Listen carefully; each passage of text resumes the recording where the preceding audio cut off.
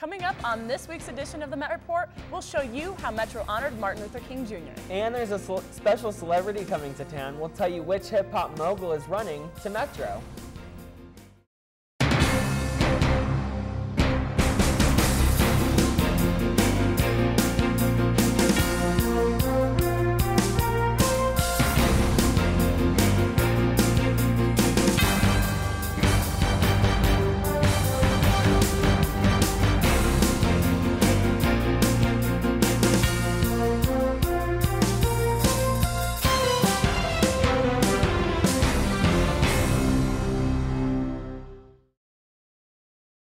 Welcome back, Metro students, and thanks for watching this week's edition of the Met Report. I'm Kate Christensen. And I'm Anthony Kustura. We begin with the legacy of a man whose dedication and sacrifice helped change an entire country. Martin Luther King Jr.'s message of tolerance and peace in the face of oppression and violence is still resonating today. To celebrate the man and his message, more than 20,000 people attended Denver's parade on January 17th. Reporter Peter Aragon was in attendance and has the story. Peter? This is a King holiday for all Americans, not just black Americans, white Americans, brown Americans, red Americans, Native Americans, everybody. 42 years ago, Dr. Martin Luther King Jr. was taken away from a world that he forever changed. With the help of former Denver Mayor Wellington Webb and his wife, former State Representative Wilma Webb, Denver has one of the biggest celebrations to honor Dr. King on his birthday. Many people from all around the Denver metro area came out, including the new mayor of Denver, Guillermo Vidal.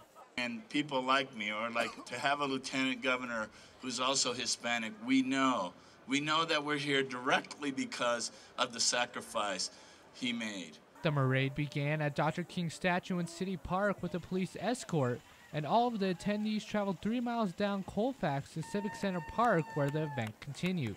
As the festivities came to an end, former State Representative Wilma Webb reminds us that we must continue what Dr. King started. Go out after you leave here today and do something for this world. We're going to one day make it truly a happy birthday for Dr. Martin Luther King Jr. For the Met Report, I'm Peter Aragon. Here on campus, Metro State did its part to help remember King's legacy by holding the annual MLK Breakfast on January 14th.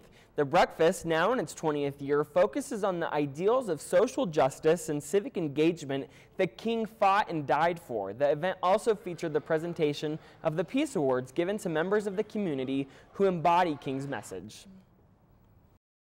I didn't know much about Metro, and I came here, and it was a big deal. People cared about it, people talked about it, people were anxious to go, and it seemed to me that Martin Luther King Jr. was being celebrated in a real and meaningful way. And the students, faculty, staff cared about that. If you're wondering why parking lots are so full, it's because student enrollment is up.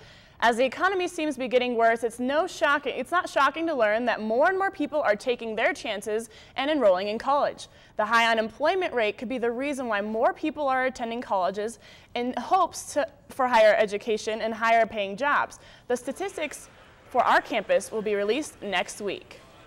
Metro is not the only college experiencing this trend. Rather, colleges all around the United States are experiencing this trend in high student enrollment. From the looks of it, student enrollment will keep increasing to the predictions of the United States Department of Education and the Census Bureau. The Vice President for Student Services at Metro State, Dr. Kathleen McKay, has decided to resign from her post. Metropolitan reporter Caitlin Gibbons and I met with McKay last week to discuss her decision to leave Metro. Dr. McKay says it's time for a change. It was a really hard decision. You know, I really think Metro's a really special place, and I have so enjoyed my time here. Thought maybe I'd retire here, but I just decided personally I needed a break. Her biggest accomplishment here at Metro? I think getting the leadership stabilized is probably the most important thing I did. And the biggest challenge of being Vice President of Student Services. You know, and the Tivoli is the best example. We need to expand the space, you know. And so trying to do the balance of space, although I don't get into it on a daily basis, it impacts the student experience. The one thing she wished she did more? And I went to theater and music and some other things, but I wish I'd had more time to do that. Dr. McKay has unfinished business here at Metro, the Center for Urban Connection. Center for Urban Connection, which is moving along, and I really hope students will take more advantage of that. I think it's a really important program to help get students out in the community. It also helps find opportunities that faculty can use to put students out in the community. And so she leaves the next VP with some advice. Listen well. It's a very complicated place. It's not quite like any place else. And her resignation will be effective on January 31st. Her first stop after leaving Metro, Tanzania, Africa. One thing for sure, she will be missed. We have some good news this semester for students who are early risers. The first classes of the day will now start at 8 a.m. instead of 7. Reporter Lika Bryant has more. While students were registering this spring, they may have noticed a difference in their schedules. The good news is that classes no longer start before 8 a.m. Classes previously began at 7 a.m. Quite an adjustment for students to make. After the 8 a.m. start time, classes shift forward a half hour, and the 7 p.m. class period was also dropped. The differences may seem slight, but Metro estimates that it will allow for 218 more class periods per day. We took to the streets to see what students thought about the shift. Since I never took any of the 7 a.m. classes, it doesn't really affect me that much anyway. I think the changes in time are fine. They haven't really changed my schedule that much. So, the class change kind of sucks. It really bothered me because I start school at 2 o'clock anyways and go to 8. So it's not really a big deal. 6 hours isn't that big of a time difference. We hope you enjoy your extra hour of sleep. For the Met Report, I'm Lika Bryant. You know, they can keep shifting my classes back an hour all they want. I could use a sleep. See, I prefer my morning classes because I'm done with school sooner. Right. Yeah, well. But I do like the coffee in the morning. Yeah, that makes all the difference, you know. It really does. 2 o'clock in the afternoon, 7 o'clock in the morning, you know. Well, coming up, an event that is generating a lot of buzz around campus. We'll tell you how to get involved. And we'll tell you about a special fundraiser currently happening here on campus.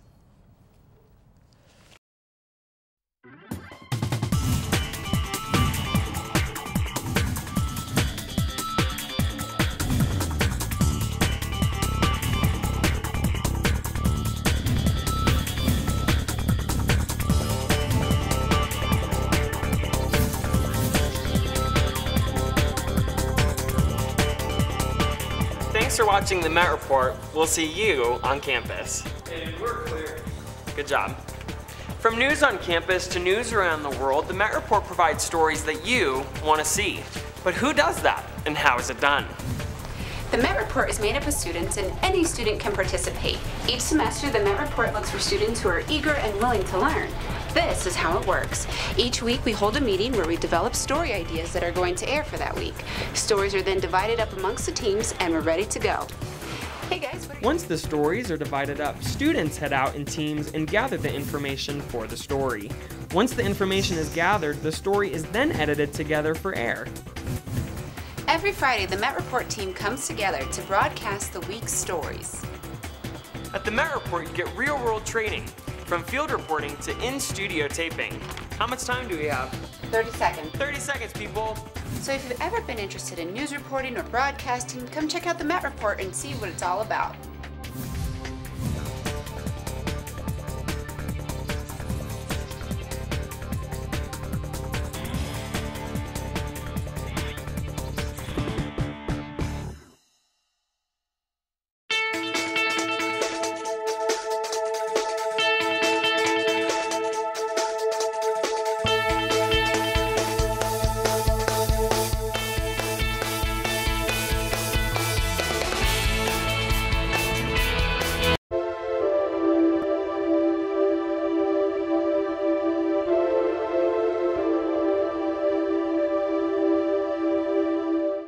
Think the penny is losing its value? Think again. Metro State offices around campus are currently collecting your loose change, and it's all for a good cause. Students can drop off pennies that are weighing down their bags and back pockets to any office of their choice between now and February 8th. Whichever office collects the most pennies will get to select the charity in which to donate all of the proceeds.